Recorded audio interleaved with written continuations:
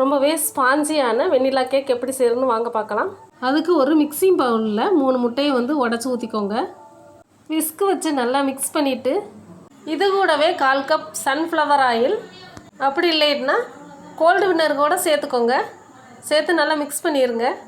1/2 cup சீனியை powder பண்ணிவிட்டு இதோடு சேர்த்து நல்லா மிக்ஸ் பண்ணிடுங்க.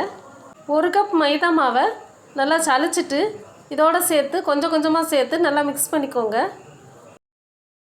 1 teaspoon baking powder, 1/2 teaspoon baking soda, 1 teaspoon vanilla essence எல்லாத்தையும் சேர்த்து நல்லா மிக்ஸ் பண்ணிக்கோங்க.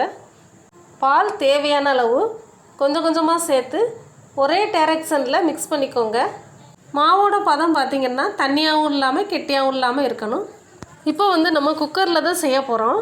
குக்கரில் நெய் இல்லைன்னா எண்ணெய் அப்ளை பண்ணிவிட்டு கொஞ்சமாக மைதா மாவு அப்ளை பண்ணிவிட்டு பட்டர் சீட் வச்சுட்டு அதில் பேட்டரை ஊற்றிடலாம்.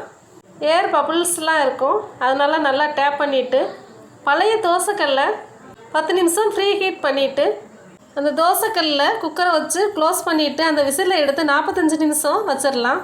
ஒரு டூத் பீக்கை வச்சு கேக் வெந்துருச்சான்னு செக் பண்ணிடலாம். டூத் பீக்கில் கேக் ஒட்டலை, நல்லா வெந்துருச்சு. நல்லா ஆற வச்சிடலாம்.